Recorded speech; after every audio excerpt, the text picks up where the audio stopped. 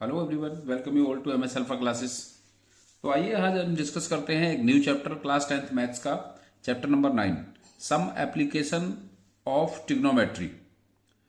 तो जो ट्रिग्नोमेट्री हमने 8th चैप्टर में पढ़ा है या उसमें जो ट्रिग्नोमेट्रिकल रेशियोज हमने स्टडी किए हैं तो उनका यूज करके हमें यहाँ पर ट्रायंगल में अगर एंगल गिवन है तो साइड फाइंड कर सकते हैं उसकी, और साइड्स गिवन है तो एंगल फाइंड कर सकते हैं। तो हमें ट्रिग्नोमेट्रिकल रेशियोज का यूज करके यहां पर उसको इंप्लीमेंट करना है। जो ट्रिग्नोमेट्रिकल रेशियोज हैं यहां पर ट्रायंगल में, उन रेशियोज को इंप्लीमेंट करके ट्रायंगल की साइड या एंगल्स फाइंड करने हैं।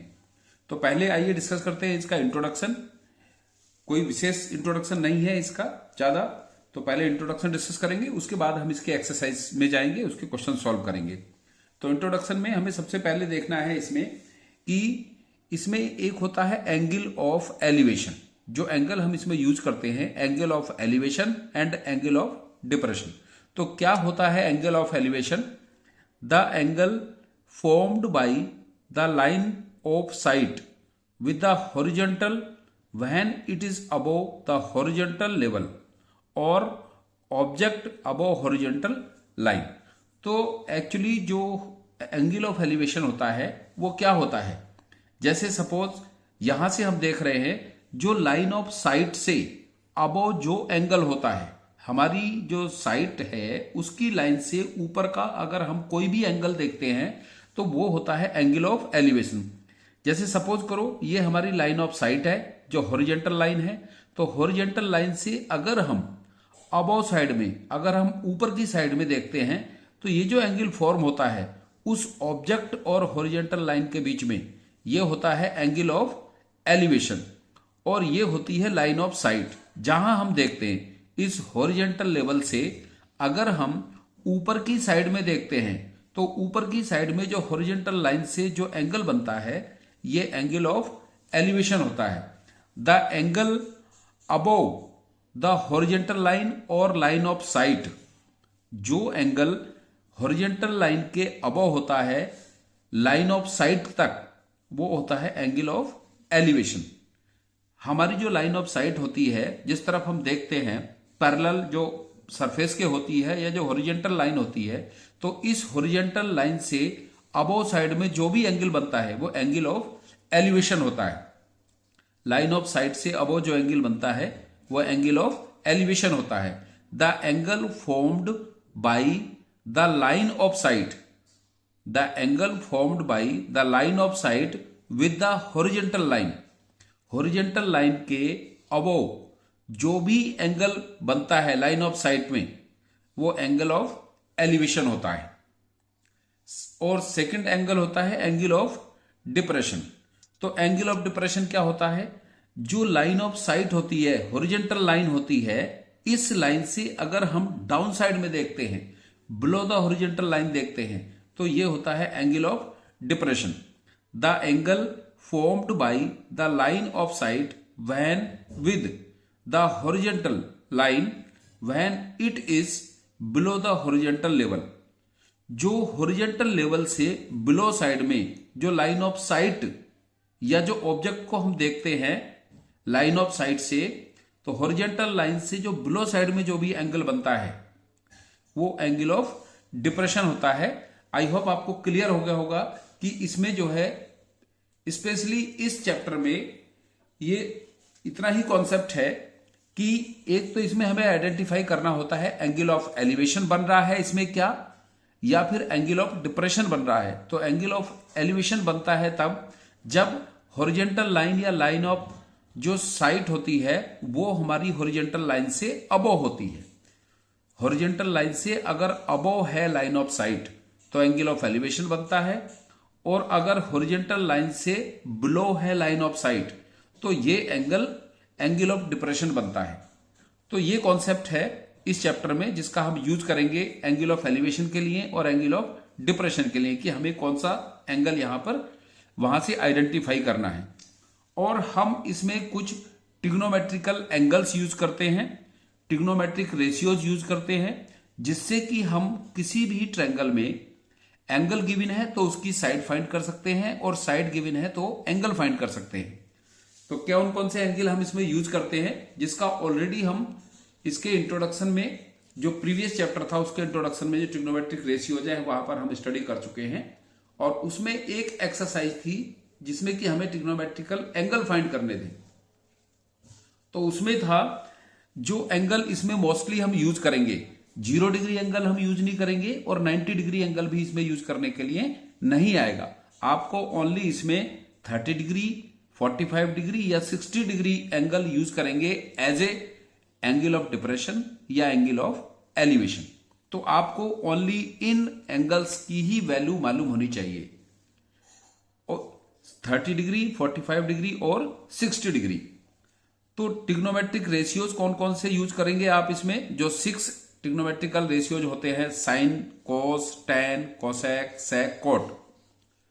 और कोसेक, सेक और कोट की वैल्यू फाइंड करने के लिए आप, जैसे कि कोसेक फाइंड करने के लिए आप साइन का रेसिप्रोकल करेंगे। कोसेक थीटा होता है 1/sin थीटा।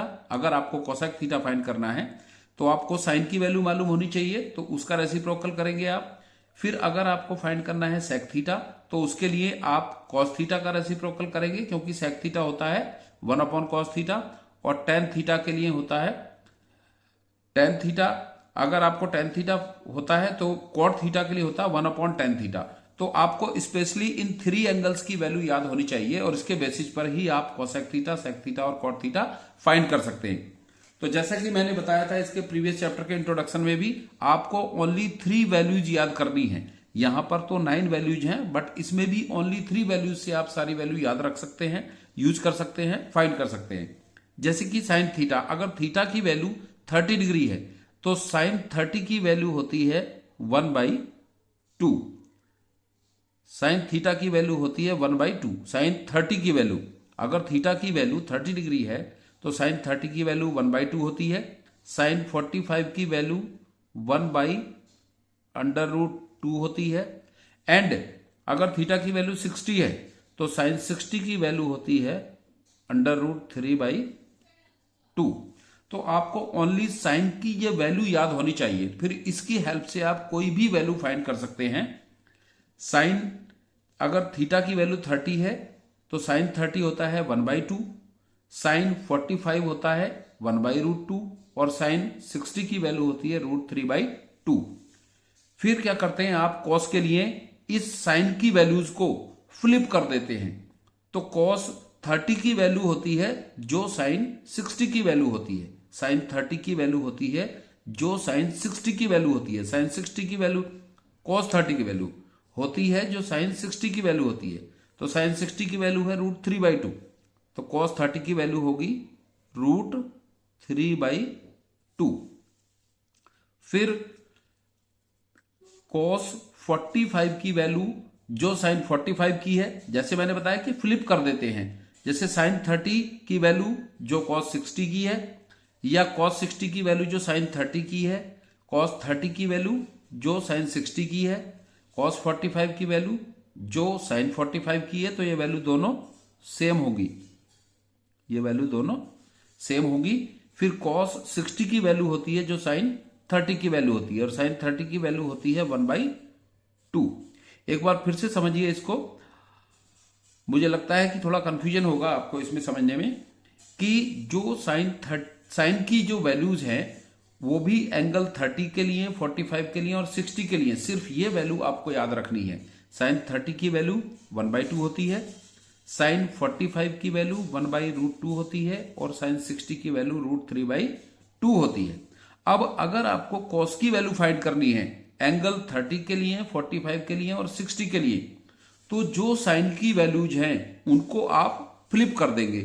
तो जो 60 है उसकी वैल्यू कॉस 30 के लिए आएगी, 45 की वैल्यू जो साइन 45 की है वही कॉस 45 की होगी, क्योंकि सेम फ्लिप करेंगे तो ये बीच वाला पॉइंट यहीं पर आएगा, बीच वाला एंगल। और जब साइन कॉस 60 की वैल्यू फाइंड करेंगे तो वो साइन 30 की वैल्यू होगी जब आप फ्लिप करके लाएंगे उसको। तो कॉस 60 की वैल्यू जो साइन 30 की वैल्यू है, कॉस 30 की वैल्यू जो साइन 60 की है, कॉस 45 की वैल्यू जो साइन 45 की है, कॉस 60 की वैल्यू जो साइन 30 की है। तो आपको केवल साइन की जो वैल्यूज है 30, 45 और 60 की, ये याद रखनी है। ये वैल्यू आप फ्लिप करके फाइंड कर सकते हैं। फिर सपोज आपको फाइंड करना है टेन थीटा के लिए, तो टेन थीटा के लिए होता है, आप जानते हैं कि टेन थीटा जो होता है वो होता है sine theta upon cos theta. Tan theta होता है, टेन थीटा इक्वल्स टू होता है sine theta upon cos theta. तो टेन 30 की वैल्यू फाइंड करेंगे तो उसके लिए sine 30 upon cos 30, 1/2 upon root 3/2, तो 2 से 2 कैंसिल हो जाएगा और टेन 30 की वैल्यू आ जाएगी 1/√3, 1/√3। फिर टेन 45 के लिए साइन 45 अपॉन कॉस 45, दोनों वैल्यू सेम है, 1/√2 को 1/√2 से डिवाइड करेंगे तो 1 आएगा फिर यहां पर, तो टेन 45 की वैल्यू होती है 1। और फिर टेन 60 के लिए साइन 60 अपॉन कॉस 60, √3/2 अपॉन 1/2, दोनों का डिनोमिनेटर सेम है, कैंसिल हो जाएगा, तो √3/1 बचेगा, तो ये रहेगा √3। तो इस तरह से हम साइन के लिए 30, 45, 60 की वैल्यू याद करके सिर्फ कॉस की वैल्यू फाइंड कर सकते हैं इन 3 एंगल्स के लिए, और टेन की वैल्यू भी फाइंड कर सकते हैं।